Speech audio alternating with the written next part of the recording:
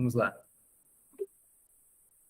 Boa noite a todos. Vamos começar então, pessoal, a nossa aula de hoje. O que a gente vai fazer? Nós fizemos, assim, uma espécie de uma marca, né? Demos um breakpoint nas nossas aulas, que é foi até o ponto que nós definimos um layout para o nosso projeto. Criamos um formulário, vocês aprenderam as ideias do Bootstrap, né? Semana passada, na última aula, acho que foi muito legal a aula. Vocês tiveram, assim, foi dada uma revisão, e agora vocês já sabem como mexer no projeto, como criar um projeto novo a partir do meu. Não precisa ser do zero, porque se for do zero, você vai ter que relembrar todos aqueles passos iniciais. Mas todo projeto ele pode nascer a partir desse ponto, e já está todo configurado, né? Essa é a ideia. Só que agora a gente vai avançar. A gente vai passar por uma outra etapa do nosso curso.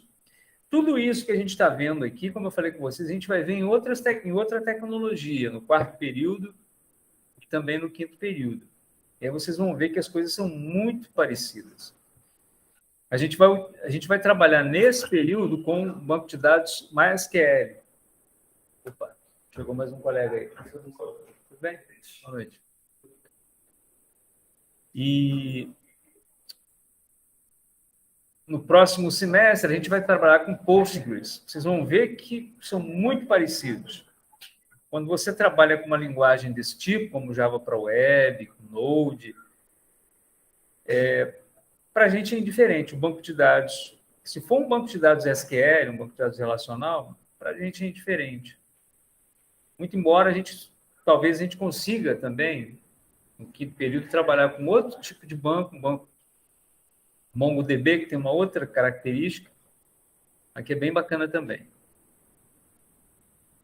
E aí, o que a gente vai fazer? Deixa eu mostrar uma coisa para vocês. Presta atenção agora, que é muito importante isso que eu vou passar para vocês agora. Olha só.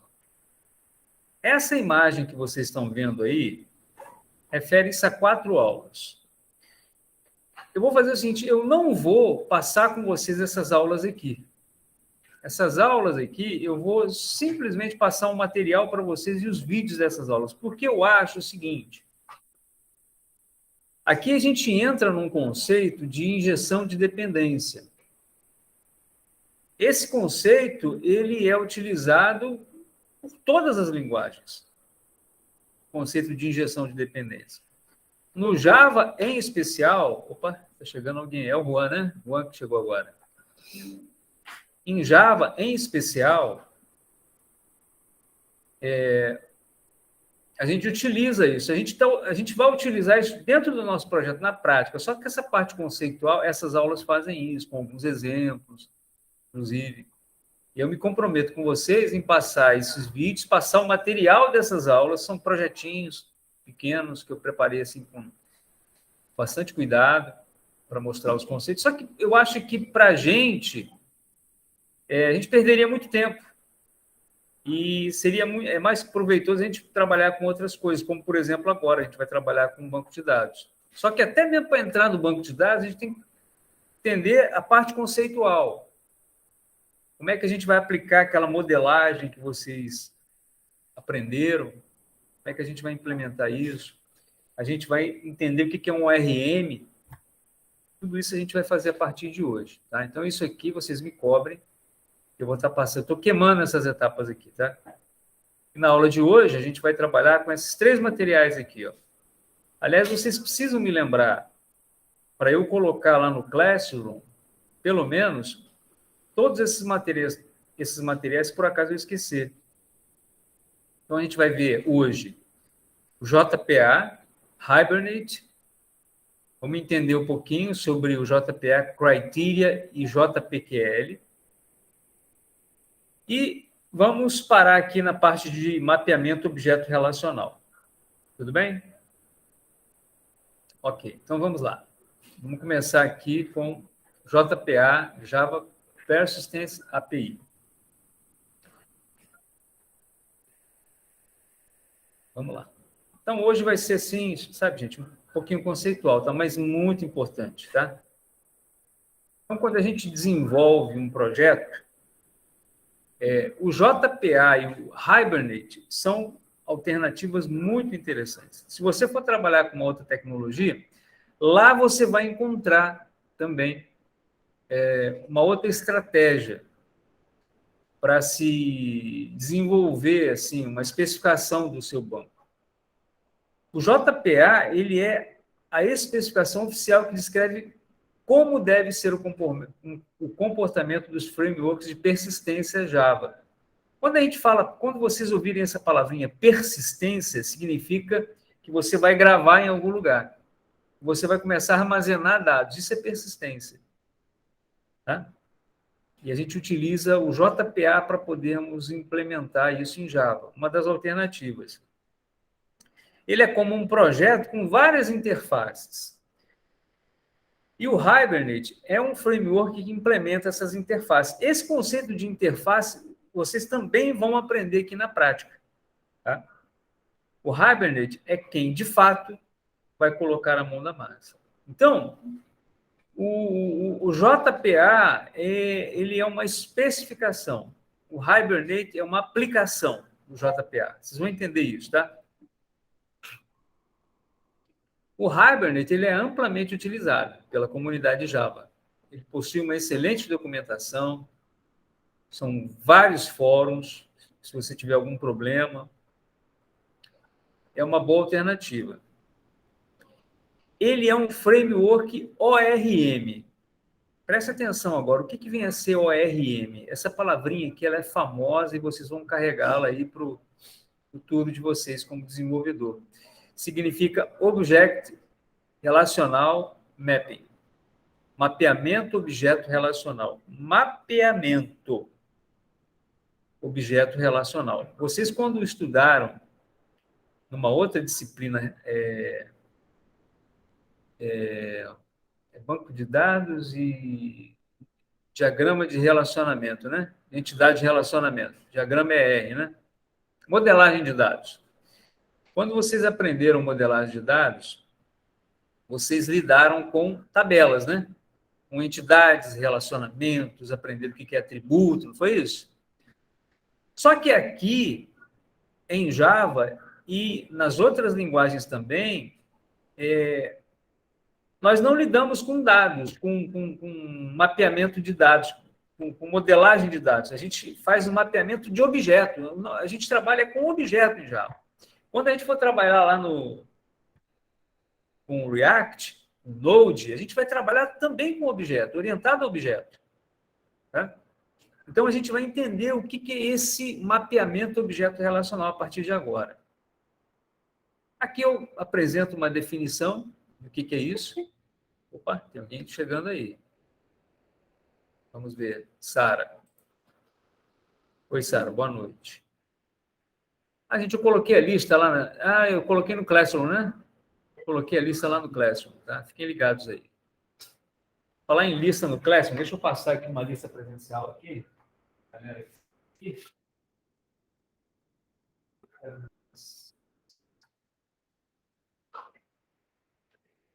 Não sei por que eu faço essa listagem aqui, não.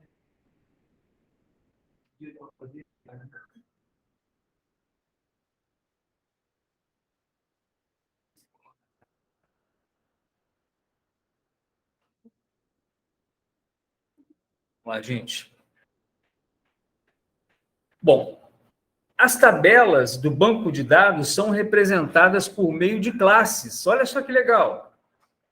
E os registros de cada tabela são representados como instâncias das classes correspondentes, ou seja, objetos.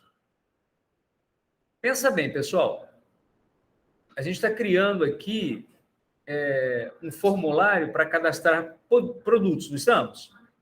Beleza. Criamos um formulário. Então, o que vocês imaginam que a gente vai fazer no futuro? A gente vai fazer com que os dados que eu preencher no formulário serão persistidos em um banco de dados. Não é isso, pessoal, que vocês entendem? Não é isso? Claro, e é isso mesmo. Só que,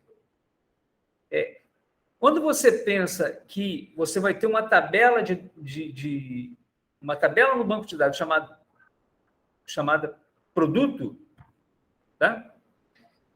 Essa tabela ela vai representar uma classe. O nosso formulário, ele representa uma classe. Entendeu? Essa é a ideia que eu quero que vocês peguem. Cada registro que vai estar nessa tabela é como se fosse um objeto que a gente vai instanciar aqui. Cada item de dados da sua tabela, cada campo, cada atributo, são as propriedades da nossa classe. Entenderam? Com essa técnica, o programador não precisa se preocupar com os comandos em linguagem SQL. Ele irá utilizar uma interface de programação simples que faz todo o trabalho de persistência. Então, eu imagino que vocês fizeram um esforço aí, né, para poder estudar banco de dados, ou estão estudando banco de dados? Já estudaram, né? Está estudando? Então, vocês estão se esforçando para aprender. Está tendo aula de banco de dados? Está tendo aula? A gente está aprendendo álgebra. Opa, tem alguém chegando aí. O que está dando aula para vocês de banco de dados? Anderson. Mas, e álgebra, mas está botando a mão na massa? Qual banco vocês vão usar? Tem um pouquinho de noção, assim, que a gente faz bootcamp. Tá, mas quem tá zero? Quem tá zero? Não viu ainda isso? Não. Banco de dados não viu. O banco de dados em si, não. A gente só viu o BR modelo, que foi só para poder fazer o... Modelagem. Aí, tipo assim, PHP MyAdmin, MySQL, essas coisas, nada. Tá, mas vocês vão ter que chegar lá, porque a gente vai ver isso na prática.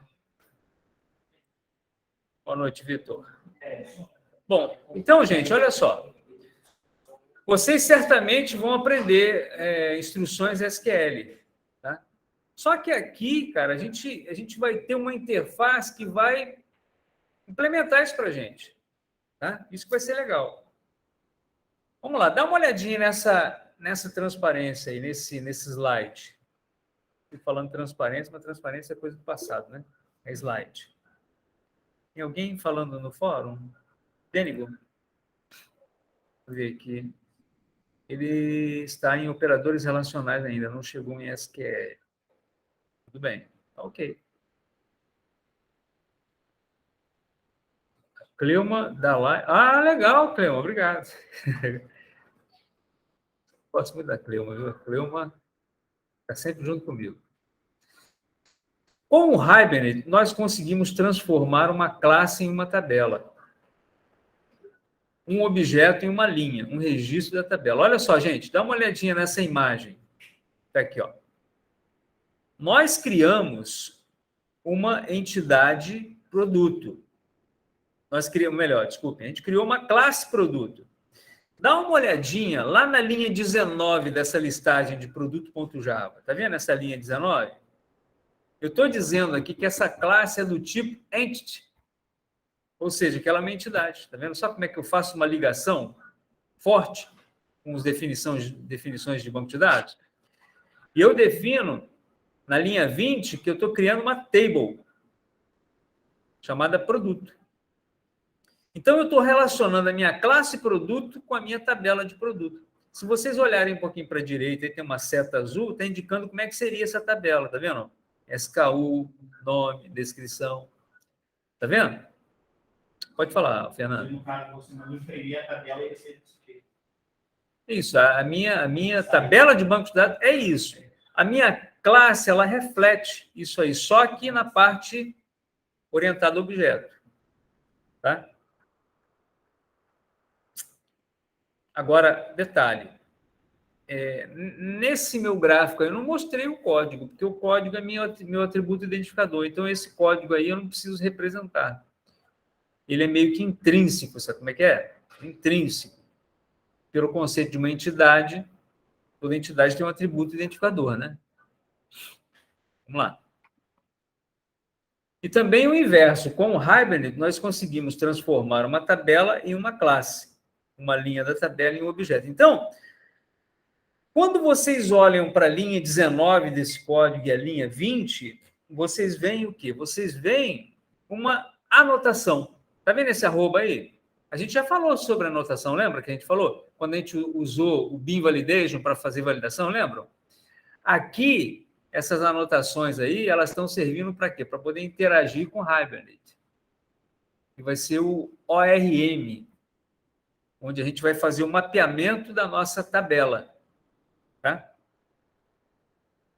E para criar as nossas tabelas e fazer a manutenção de forma incremental, a gente vai utilizar o Flyway. O Flyway é um softwarezinho muito bacana, ele é integrado com o Eclipse, e ele é uma ferramenta que a gente utiliza para poder criar as nossas tabelas. Tá? Inserir campos e tal, a gente pode fazer isso tudo utilizando o Flyway. A gente vai ver isso também.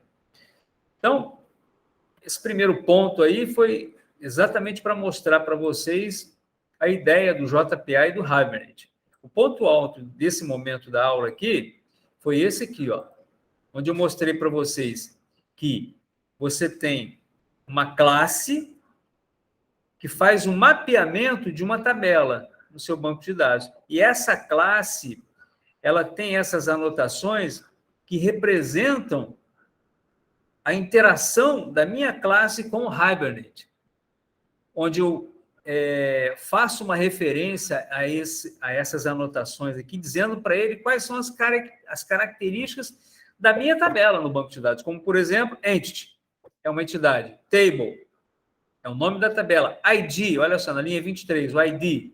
Eu estou dizendo que esse campo que está na linha 25, o código, é o meu identificador, meu atributo identificador. Qual a estratégia que eu vou gerar esse código, pessoal? A estratégia vai ser o quê? Entity, ou seja, vai ser autoincremento. Eu vou gerar um número automaticamente. O próprio banco de dados faz isso para a gente. Tá? Estão percebendo que a gente aplica tudo na prática, essas coisas que vocês aprendem assim muito de forma solta, né? Dentro das outras disciplinas, né? A gente integra tudo isso aqui na nossa disciplina. Bom, agora vamos para a próxima transparência, que é essa aqui, ó. JPA Criteria e JPQL. Vamos lá. Então, a coisa começa a ficar muito bacana agora, pessoal. Olha só. O que é o JPQL? Vocês vão aprender, eu achei até que vocês já estavam aprendendo, o SQL. Structure Query Language. Não é isso?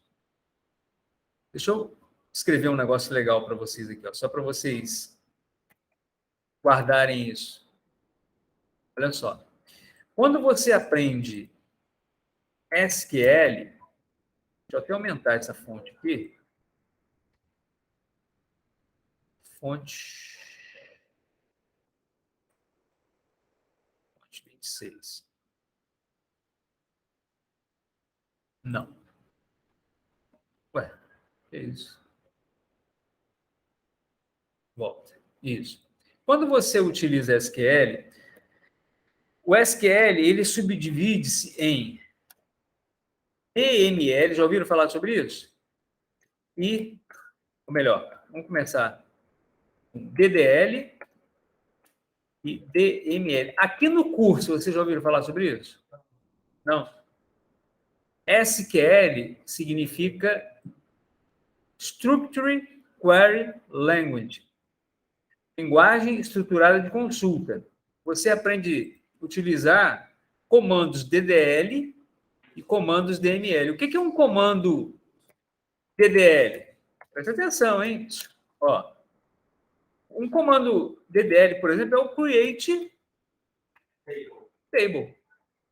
É um comando de DDL, Data Definition Language, linguagem de definição de dados. Você aprende também a utilizar, por exemplo, o Drop Table, que é também um comando do DDL. Professor, então, no caso, assim, o VBA, a missão seria o DDL, que o VBA é uma linguagem de programação dentro do Excel, que funciona como mais ou menos o SQL. O SQL tem as tabelas e tem os códigos para poder colocar dentro dos programas. Tá, só que tem um detalhe. O DDL é uma parte do VBA. O VBA também implementa DML. Porque aqui no DDL você tem Create Table, Drop Table, você tem a parte de Alter Table, de alteração da estrutura da tabela. Alter, entendeu? Tudo isso é DDL. Agora, o que é DML? DML significa Data Manipulation Language, é linguagem de manipulação de dados. Aqui sim, aqui você vai aprender o comando insert, o update, delete, e o mais charmoso de todos, select. É consulta, né? O Halix até deu um sorriso ali, parece que você gostou, né? Pelo visto, você tem familiaridade com o select, né? Sim. Professor, quando a gente entrar no SQL, a gente vai pegar o PHP mais de mim? Não, eu uso o Workbench. Bom, beleza, né? Então, o que acontece? Por que eu estou falando isso com vocês? Pelo seguinte, isso aqui, quando a gente trabalha com Java, tudo cai por terra. Por quê? Porque o Java, ele criou um cara chamado JPA. O JPA é uma interface, ou seja, é um projeto que o cara pegou e botou isso aqui tudo dentro do projeto dele. Então, ele cria uma espécie de um comando orientado a objeto que representa um insert, que representa um update, que representa um select, que representa um delete, e por aí vai. Entenderam a ideia? E quem é que implementa esse JPA, essa interface? O Hibernate. Tá? E aí, entra um novo personagem na nossa história, que é o JPQL. O JPQL é uma linguagem muito parecida com o SQL, só que é orientada a objeto, que é a Java Persistence Query Language, que é a linguagem de consulta de persistência do Java. Ela é utilizada para pesquisas no banco, como também atualizações, como eu já falei. As particularidades do banco de dados são tratadas por um tradutor chamado de dialeto. A JPQL abstrai eventuais diferenças que um tradicional SQL pode ter em um banco de dados. Eu coloquei bando de dados aqui, gente, brincadeira, hein? É banco de dados. Foi um erro de dedo, tá? Opa! Banco de dados. Então, qual é a ideia do por que a gente está gastando um pouco de tempo nessa aula aqui? Porque é importante vocês entenderem isso, essa parte conceitual. Você tem diversos bancos de dados. Oracle, MySQL, Postgre, tem um monte de bancos. O JPQL, o que ele fez? Ele é um cara que ele implementa tudo isso. Quando a gente for criar, por exemplo, se a gente for utilizar o banco de dados MySQL no nosso projeto Java, sabe o que você tem que fazer? Você simplesmente tem que dizer para o Java, ó, o dialeto que eu vou usar é o MySQL, tá certo? Tá certo. Cara, você não precisa... Se você fizer um sistema utilizando o MySQL com Java, que a gente está trabalhando, amanhã ou depois o seu cliente fala, não quero mais Java, não. Agora eu quero Postgres. Sabe o que você vai fazer?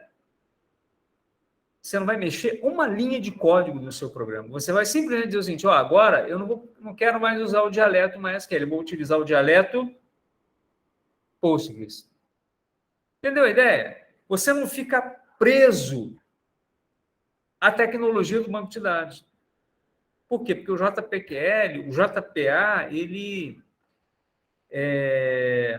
abstrai tudo que aquele banco de dados faz, aquele gerenciador de banco de dados faz. Entenderam? Essa é a ideia. É bonito estudar isso aqui. É interessante que o JPQL trabalha com objetos. Então, por exemplo, se eu fizesse um SQL no meu JPQL, olha, a sintaxe seria essa aqui, select C from produto P, where P.SKU é igual a isso aqui. Se você olhar isso aqui, cara, é um SQL, né? É um SQL. praticamente, não é? Aham. É um SQL. Olha, um outro exemplo, select from cliente C, where C.endereço e ponto CEP igual a 27.280. O grande problema é que vocês ainda não aprenderam SQL, né? Se vocês tivessem já aprendido SQL, vocês iam perceber a diferença de estar utilizando isso aqui. Observem que aqui nesse comando aqui, por exemplo, olha só. Observem o seguinte, ó, quando eu faço um select C from cliente, quer dizer, eu estou selecionando dados da tabela cliente,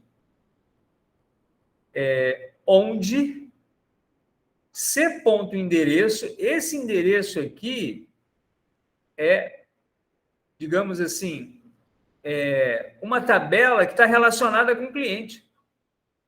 E esse CEP é um campo da minha tabela endereço. É bem bacana isso aqui, é bem legal.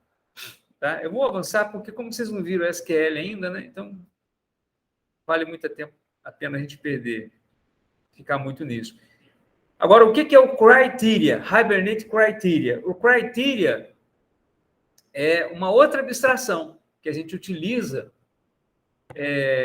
muito análoga ao JPQL.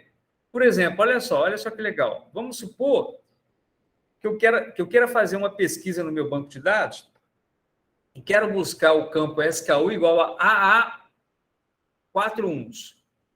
O comando que eu vou utilizar é esse aqui, ó, criteria.add restriction.eq, coloco o nome do campo, vírgula, a chave que eu quero pesquisar. Feito isso aqui, o que ele vai fazer? Ele vai criar um objeto chamado criteria e vai jogar todos os dados que ele encontrar para dentro do criteria. Ele vai criar um objeto a partir desse criteria. Criteria seria, do português, critério, né? A gente vai ver isso na prática, né? A gente vai avançar aqui e a gente vai ver isso na prática, tá? Aqui eu criei outros exemplos para que vocês possam ver como é que a gente faria. Aí vem a pergunta, o que a gente vai usar, JPA ou Hibernate? Desculpem, o JPA que a gente vai utilizar ou a gente vai trabalhar com Criteria? Então, olha, aqui no curso a gente vai utilizar o Criteria do Hibernate, porque ele tem uma API mais simples, tá? Uma interface mais simples. Tá? Mas se você tiver que usar o JPQL também não tem dificuldade nenhuma. Beleza, vamos agora para o último ponto, que é o mapeamento objeto relacional. Agora vai ficar muito legal, bem mais interessante para vocês. Olha só. Para que o JPA Hibernate consiga traduzir a nossa classe produto, que representa conceitualmente uma entidade e que fisicamente representará uma tabela no banco de dados, a gente necessita fazer um mapeamento. Veja um esboço do mapeamento da classe produto no slide a seguir. Então, olha só, gente. É isso aqui que a gente faz. Ó. O cara modelou o banco de dados e falou com a gente o seguinte, olha, estou criando aqui no meu banco de dados uma tabela produto que tem os atributos SKU, que é o SKU é um tipo de código de produto, né? O nome e o valor do produto. Uma descrição e o valor. Dentro da sua classe, você vai fazer um mapeamento, ou seja, você vai representar a sua tabela de banco de dados dentro de uma classe. Isso chama-se mapear uma entidade ou uma tabela para dentro do nosso modelo de orientação a objetos. Então, o que a gente faz? A gente tem que utilizar aqui na linha 19 uma anotação entity para dizer que essa tabela é entidade. A gente utiliza esse @table para indicar que o nome dessa tabela é produto. E a gente tem aqui a nossa classe produto que vai representar a nossa tabela de produto. O ID é para indicar que esse campo código aqui, ele é um identificador. A estratégia de geração de códigos é autoincremento. Isso é uma coisa que o banco de dados vai fazer. E aqui eu defino os outros campos, o SKU, o nome, a descrição e o valor. Tá? Agora, olha só. Está vendo esse diagrama aí? Isso é um diagrama que a gente chama de diagrama de classe. Vocês estão tendo aula de engenharia de software? Não, né? Já tivemos. Vocês já tiveram? Engenharia de software. Com quem foi? Zé Luiz. Aí, vocês aprenderam os diagramas da UML? O ML é uma notação ML de modelagem. Passou. Aí vocês se lembram de algum diagrama da UML que vocês aprenderam? Ou foi assim muito conceitual a aula? Conceitual?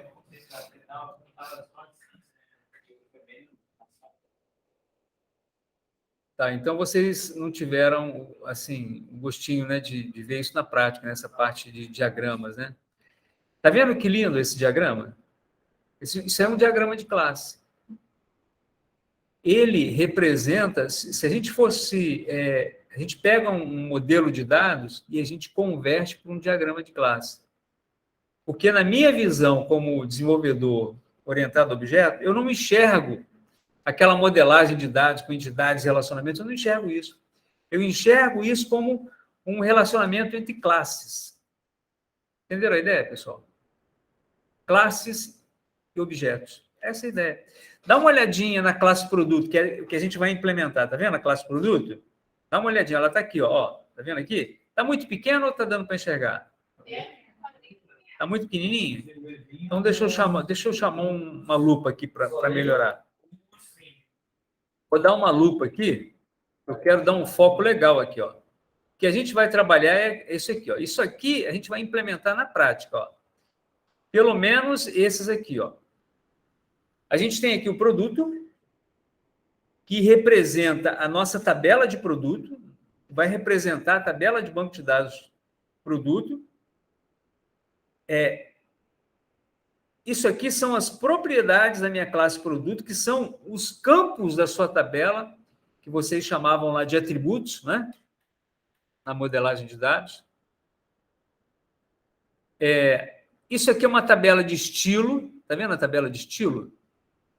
É estilo do produto. Tá? Então, é como se eu dissesse para vocês o seguinte, qual o estilo daquela, se eu tivesse um produto aqui de roupa, qual o estilo daquela roupa? Mas aqui a gente vai falar mais de produto, a gente vai tratar mais de bebida, tá? Vai ser tipo isso aqui vai ser tipo um estoque de vinhos, por exemplo, tá? Então, a gente tem o estilo do vinho. E aí a gente vai classificar os estilos dele. Observem que existe um relacionamento entre produtos e estilo. Vocês aprenderam cardinalidade? Quando vocês estudaram modelagem de dados? Lembram desse conceito? Cardinalidade? Quando você tem duas tabelas, você tem a tabela produto e a tabela estilo. Uma está relacionada com a outra. Vocês aprenderam cardinalidade? Por exemplo, um estilo pode ter vários produtos. Agora, um produto só tem um estilo. Vocês aprenderam isso? Lembram disso? Um para N, N para N, N para N. Então, aqui, olha, esse relacionamento que a gente está fazendo aqui de produtos e estilo é um relacionamento 1 para N. Eu tenho um estilo para N produtos. Tá? Então, olha, por isso que eu coloquei aqui, ó, estilo, e coloquei produtos, porque eu tenho um estilo, cada produto tem um estilo, agora, um estilo tem diversos produtos. Essa parte de orientação a objeto é muito interessante. O Hibernate ele é muito interessante, cara. Ele busca esses dados todos para a gente, de forma assim fantástica, cara. Ele cria uma espécie de estrutura de dados muito legal. Vocês vão ver na prática, muito bacana. O meu sabor, olha para a esquerdinha, está vendo o sabor? O sabor, ele é um atributo do produto. Por exemplo, um um vinho, ele pode ser doce, ele pode ser seco, ele pode ser suave, ele pode ser semi-seco. Tá? Agora, gente, isso seria uma tabela? Sim ou não? Pensando em termos de modelagem de dados. Sabor seria uma tabela? Quem tiver online aí pode falar. Sim ou não? Sabor seria uma tabela? Sim ou não?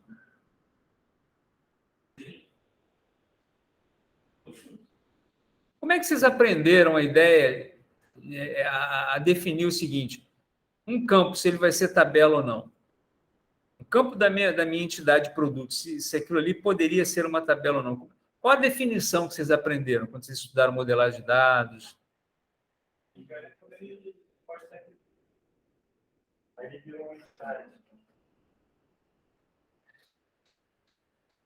Não, necessariamente. Olha só, o Halisson e demais colegas, prestem muita atenção. Prestem muita atenção. Olha só. O estilo, eu vou ter um atributo aqui dentro de produto, um campo, que vai fazer referência ao estilo, porque esse relacionamento é 1 para N. Então, aonde eu tenho N, ele vai carregar o atributo daquela entidade que é 1. Tá? Só que é o seguinte, nesse caso, eu vou criar uma tabela de estilo. Por quê? Porque eu não tenho como definir quantos estilos o cara vai criar. Vai ficar na mão do usuário fazer isso. Entendeu? Agora, quando você conhece o universo de dados daquele atributo, quando você define para ele um domínio, cara, eu estou definindo que sabor de vinho vai ser doce, seco, suave ou semi-seco. Acabou. Não tem mais. Se aparecer um ou outro, aí vai ser um ou outro, vai ser mais um, mais dois, acabou. Para que eu vou criar uma tabela? Entendeu, Alisson? Para que eu vou criar uma tabela, cara? Se eu conheço o domínio. Outra coisa, origem do produto. É nacional ou é internacional? Acabou. Para que eu vou criar uma tabela de origem? Entendeu? Quando você conhece o domínio daquele campo, daquele atributo, você não cria tabela. Entendeu a ideia? Ele vai ser um campo, aí vem um conceito de orientação a objeto. Vai ser um campo enumerado. O que significa enumerado? Você vai enumerar aquele campo. Você vai dizer assim, ó, esse campo ele vai ter os valores nacional e internacional. Acabou.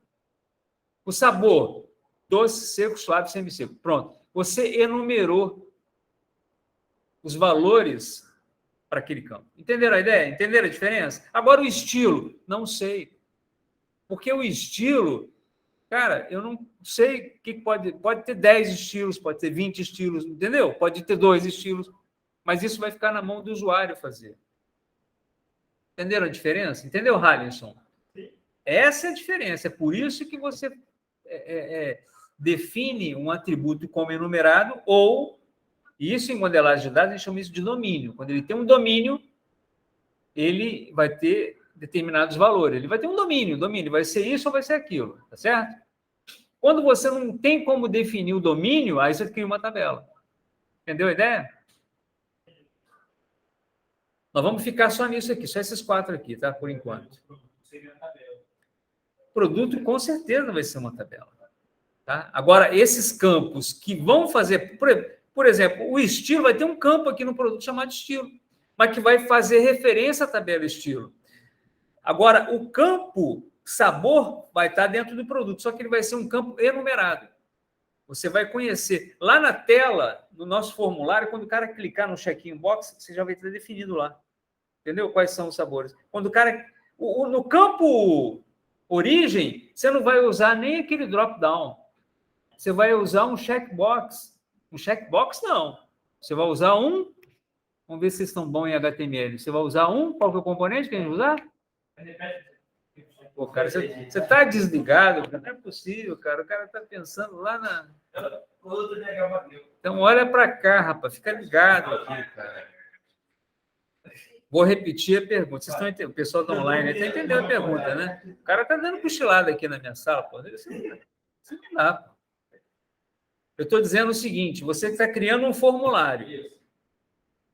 Eu já disse aqui que quando você tem o campo estilo, aquilo ali vai ser um drop-down, porque quando você clicar na setinha, ele tem que ir lá no banco de dados e abrir de acordo com os dados que você tem na tabela de banco de dados, de estilo. No caso do sabor, você vai também clicar, porque você tem 4 campos, né? Ou poderia ter 5 ou 6, mas você não vai ter mais do que isso. Você vai clicar num checkbox, ele vai abrir uma setinha, vai aparecer uma lista para você escolher. Agora, no caso da origem, qual é o componente que você vai utilizar? Como é que é? Isso, vai ser um radio button. Um botão de rádio. Porque o botão de rádio, o cara só pode escolher um ou outro, não é verdade? É isso? Checkbox não pode ser por quê? Porque o cara pode escolher 2. Aqui não, aqui ele só pode escolher um. Vocês entenderam, gente? Entenderam? Entendeu? Sim, sim. O Jonathan, entendeu, Jonathan? Gabriel, entendeu, Gabriel? Entenderam? Ou vocês estão igual o Lucas aqui, que vocês estão dando uma viajada? Professor, uma vez...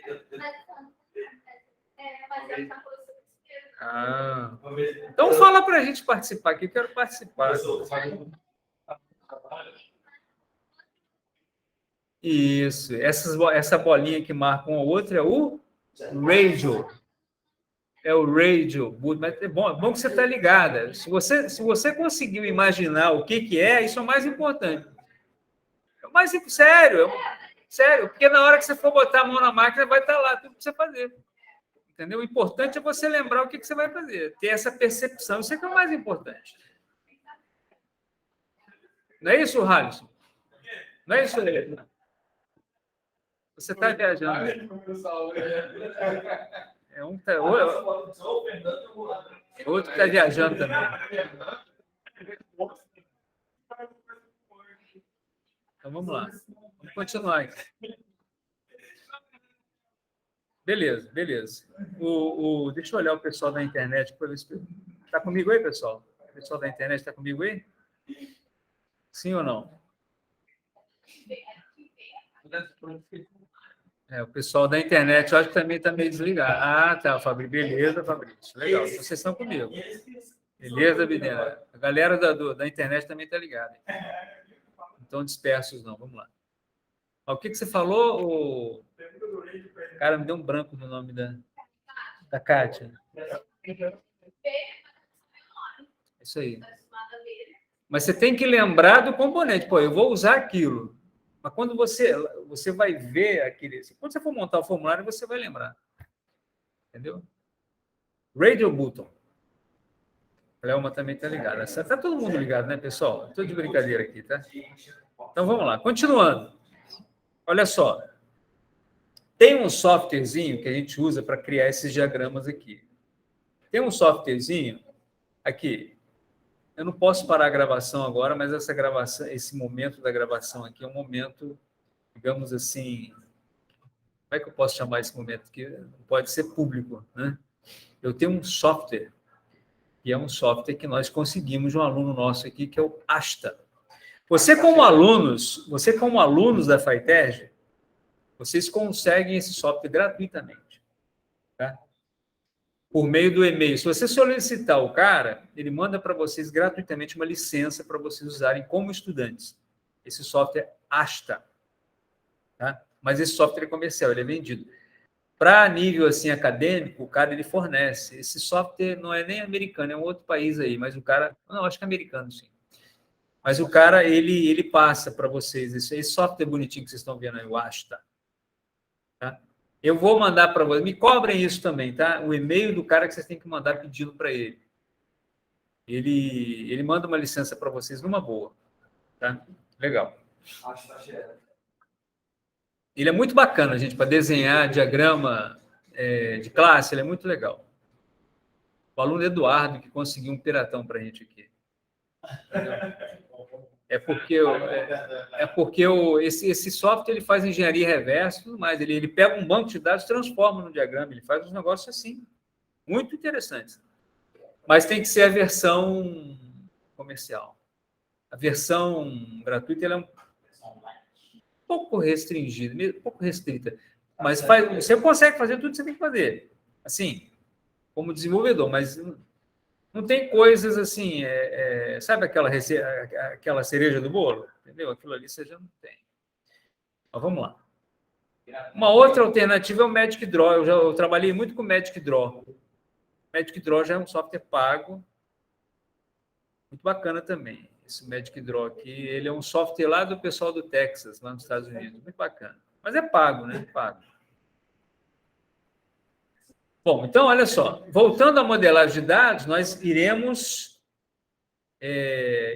com a classe produto. Veja as características da classe, seus atributos e relacionamentos. Está vendo esse desenhozinho aqui, pessoal?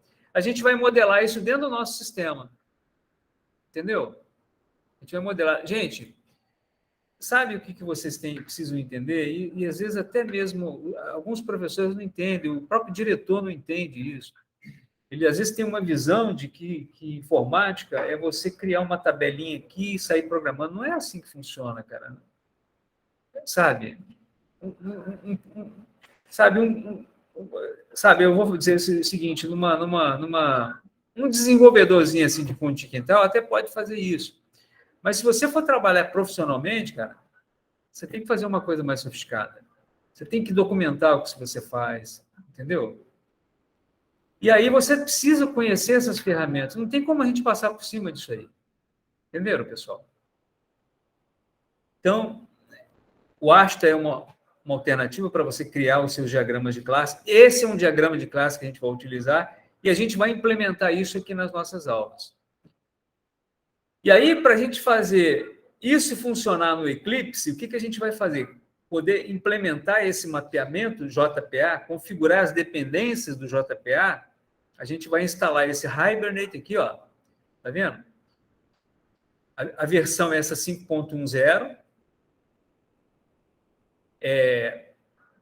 As dependências que você define, eu já coloquei aqui, ó. Isso aqui, vocês sabem, né? É o POM, né? POM.xml, né? A gente coloca isso aqui, né?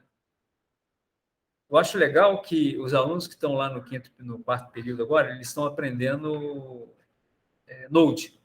Né?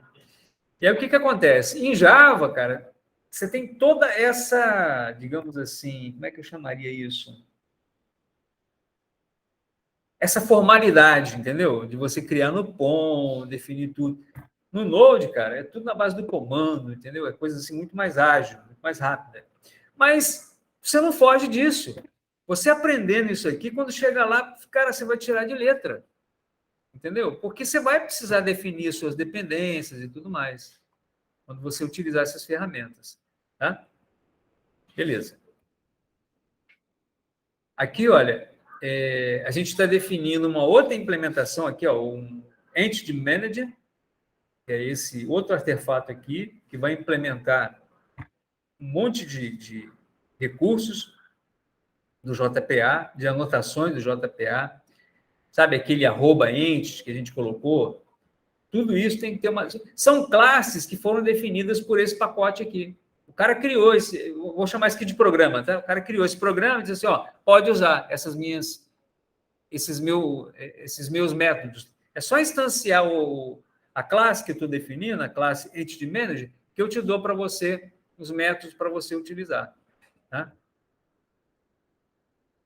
E essa API aqui ela é muito interessante, essa API de datas que iniciou lá no Java 8. Tá? Por isso que eu gosto de utilizar do Java 8 para cima. Tá?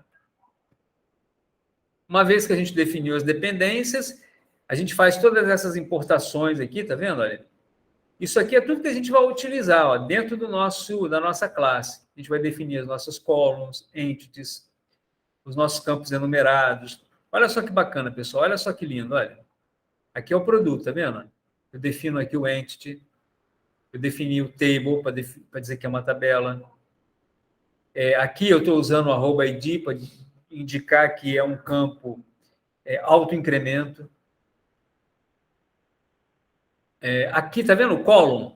Olha só que interessante, pessoal. Dá uma olhadinha para esse slide, que esse slide é muito legal.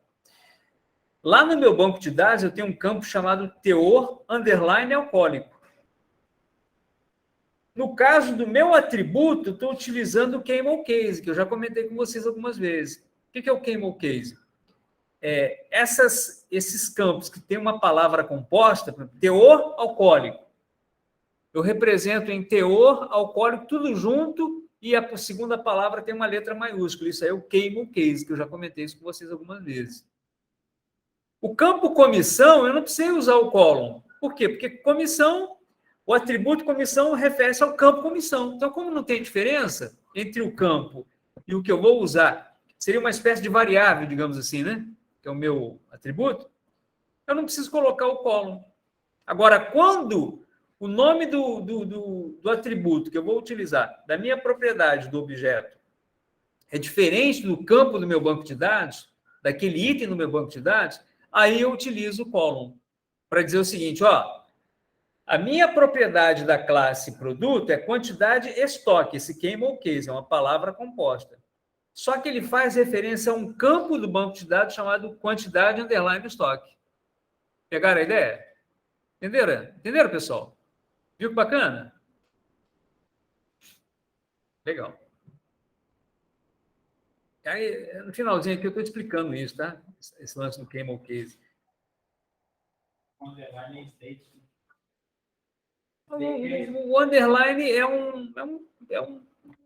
normalmente a gente utiliza underline, né? Lá no banco de dados, no campo do banco de dados, a gente utiliza o underline, né? Como para definir as palavras compostas. A gente faz isso. Isso aqui que é legal para caramba, olha. Os campos enumerados. Olha só, gente, que legal. No meu banco de dados, eu tenho um campo chamado origem. Só que eu vou criar eu vou criar uma classe, que eu não chamo de classe, eu chamo de enumerado. Eu vou criar um enum chamado origem. Ele é uma estrutura virtual. Ele é como se fosse uma classe, só que ele não é classe, ele é um enum. Eu estou dizendo aqui que o meu campo origem vai ser ou nacional ou internacional. Muito legal isso aqui. A gente vai ver na prática, tá? Olha o meu sabor, é outro enumerado, tá vendo? Aqui eu estou utilizando, por exemplo, um sabor adocicada, amarga, é como se fosse uma cerveja, né? Digamos, forte, frutada, suave, tá vendo? São sabores que representam um domínio, né? São esses sabores que eu tenho, não tenho outros. Entenderam a ideia, pessoal? E aí eu vou ter uma referência lá na minha tabela de produto. Olha aí, ó. Lembra da relação N para 1 ou 1 para N? Eu implemento isso na minha classe utilizando essa notação aí, ó, many to one. Quer dizer, muitos para 1. 1 para muitos. Viu que legal, pessoal? Esse join columns, eu estou dizendo o seguinte, que esse campo estilo do meu banco de dados, esse código underline estilo, ele representa a referência para minha tabela estilo. Olha só, tá vendo aí? Private estilo, classe estilo com E maiúsculo e objeto estilo com E minúsculo. Então, o que eu faço? O meu campo, na verdade, vai representar uma tabela, uma outra classe. Olha só que interessante. Muito legal isso aqui. Muito legal. E isso a gente usa em qualquer tecnologia, pessoal. Isso que o pessoal não entende. A gente utiliza isso em toda tecnologia. Se você for para o mercado de trabalho, você vai ter que conhecer isso. Olha só, a tabela de estilo aí, ó. Tá vendo que legal? É a definição. Aí eu expliquei direitinho aí no slide o que é o serializable, o que é esse Serial Version UID. Eu tenho um vídeo que eu vou mostrar aqui, eu gravei um vídeo para isso aí, tá? Explicando assim com detalhes no meu vídeo isso aí. Sim, vale muito a pena, tem que ver, tá, gente? Tem que assistir. Para vocês entenderem bem todos esses conceitos aí, tá? E essa aqui é a parte final, é uma espécie de uma receitinha de bolo que a gente define toda a classe que representa uma tabela. Tá? Eu explico com detalhes isso aí lá no meu vídeo. Tá?